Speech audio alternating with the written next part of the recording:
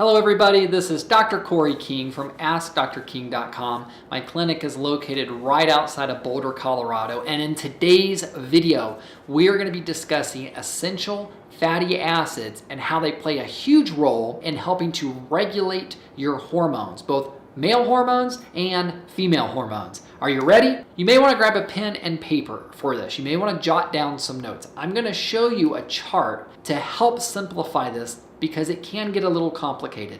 I will summarize it at the very end. I'll do my best to put it in layman's terms so it's not too confusing, because when we are dealing with hormones, most doctors don't even know what's going on. So let's begin with, what are dietary essential fatty acids? Well, dietary essential fatty acids, there's two important words in that saying, and the first one is dietary. We only get them by consuming them, either by fish, sardines, or by supplementation. Those are the most common ways. There are some other ways, but those are the most common ways. Now, dietary essential fatty acids, essential means it is necessary for your body to function properly. What we are seeing in the research is absolutely mind-blowing. This past weekend, I was back in California. That's where I had a clinic for almost 12 years. We were looking at the research involving endocrinology. And endocrinology is, just think of it as your hormones. So this research, what it was showing is that when people are consuming 3 grams of high quality dietary essential fatty acids, their hormone dysregulation is almost nil. I'll repeat that. When they are consuming high amounts of dietary essential fatty acids, their hormone dysfunction is almost completely gone. There are some other things that are going to impact those hormones, but if we miss this crucial step, all bets are off. Let's go ahead and dive into it. So most of us have heard about omega-3s, omega-6s, and omega-9s. Most of us have been told that we need higher amounts of omega-3s, omega-9s, and not such high amounts of omega-6s. Have you ever wondered why? Or have you just heard that and you're like, I don't really care? Well, you're going to care after this video. Let's start with omega-3. Omega-3s are the most important omegas that we're going to talk about today, starting with what is called alpha linoleic acid. We'll call it ALA for short. Your omegas start from ALA, meaning we can consume ALA as a dietary supplement, but it must get converted into a form that helps to promote proper hormone signaling.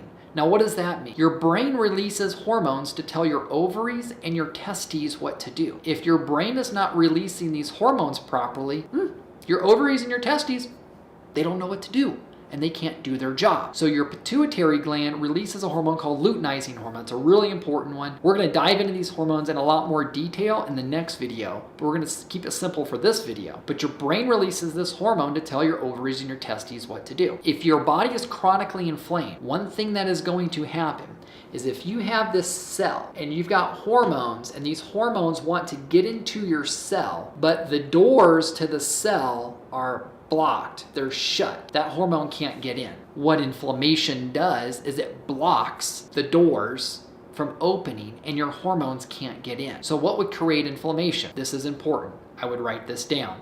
The number one stressor in the body, blood sugar. So blood sugar drops, cortisol spikes. Cortisol spikes to break down glycogen storage in order to raise your glucose. As glucose goes up, that glucose needs to get into your cell. How does it get into your cell? Your body releases a lot of insulin. High amounts of insulin over time create massive amounts of inflammation. Insulin can block those doors from opening. You can have infection, bacterial, parasitic, fungal infections that create inflammation, that block the receptor sites. You could have been exposed to environmental toxins like Natasha and I. Maybe you're exposed to chemicals such as cigarette smoke, exhaust fumes. All of these triggers will eventually block those doors from opening, because the inflammation is what's kind of like the guard, if you will, that's not letting the good guys in. It's like that big bodyguard bouncer that always had that ego. Maybe when you were younger and you were going out drinking and boozing it up, and you would go in and there's always that big bodyguard that didn't want to talk to anybody because he thought it was really cool because he was a bodyguard. Anywho, so inflammation's that bodyguard. It's got an attitude and it's not letting your hormones into the club. And your club's your cell. And you want the hormones into your cell in order for your body to function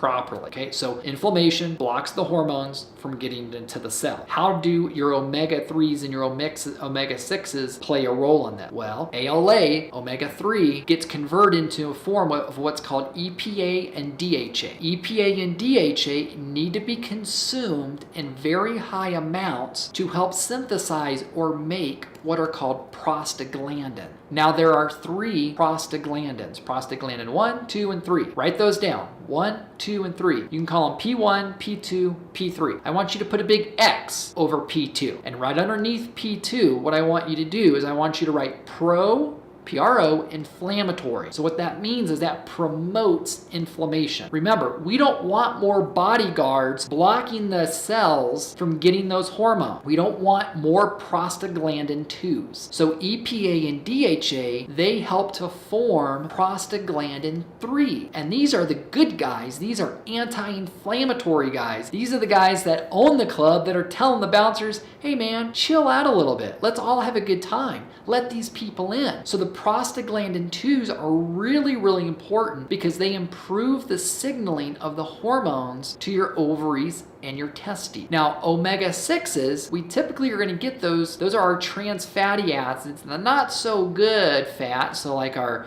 fried foods, our bad oils. The omega-6s are going to form 2 pathways, these 2 lines that go down from once you consume them, they get converted into 2 different things. They are either going to get converted into prostaglandin 1, which is a good guy, that is an anti-inflammatory, or they're going to get converted to prostaglandin 2. Remember, that's the one I told you to put the X over. That's a bad guy. That's another big bouncer coming in. We don't want more bouncers. We want the owners coming in and saying, hey, let's all have a good time. Let's enjoy each other. So we want to drive the prostaglandin 1 pathway and the prostaglandin 3 pathway. These are anti-inflammatory pathways. Now, these prostaglandin 1s and 3s are important because they help with the signaling of the hormones from the brain to your ovaries and your testes. If we can't get proper signaling, your ovaries and your testes cannot do their job. Then we see estrogens being low, we see testosterones being low, we see estrogens being really high, we could see testosterone being really high. It all just depends on the individual. But we want to keep those guys in balance. So that's what the bodyguards are supposed to do, but a lot of times they have that chip on their shoulder, they got that ego, and we got an imbalance. So omega-3s, omega-6s. You want high amounts of omega-3s. We still want a little bit of omega-6s in there, but we really want to focus on the omega-3 and specifically your EPA and your DHA. Another cool thing that happens with EPA, not necessarily DHA, but EPA, is it will actually go in there and block that prostaglandin 2 pathway. This is another good guy stepping in front of the bouncer and saying, whoa dude, you chill out. So that's why when you look at EPA and DHA products, like some of your essential fatty acid products on the market, EPA will always be in a little higher dosage. And that's because some of the EPA is going to go over there and it's going to block that prostaglandin 2 pathway. And we want that. We don't want that pro-inflammatory pathway being increased. We want the anti-inflammatory pathways being increased. So, the other thing about EPA and DHA, the research is showing when those fatty acids, the EPA and the DHA, are emulsified, it increases the surface area of those products and it makes it easier for your body to absorb. So we want an emulsified essential fatty acid. So that's extremely important. So the research shows that we need to consume at least 3 grams, which is 3,000 milligrams of essential fatty acids in the form of EPA and DHA. And we want to make sure we're consuming a product that is emulsified because it gets absorbed easier. You don't want expensive urine. So if you're spending money on some of these products like the essential fatty acids, the really good ones, they're not inexpensive, so let's make sure that we're utilizing it and absorbing it appropriately. All right, so to summarize, here's the easy Cliff Notes version. If you want to regulate your hormones properly, you want to consume high quality EPA and DHA. We want to consume an emulsified EPA and DHA, but we also need to pay attention to those inflammatory triggers, blood sugar dysregulation, infections, maybe the foods you're eating, environmental toxins, stress overload, all of that creates inflammation.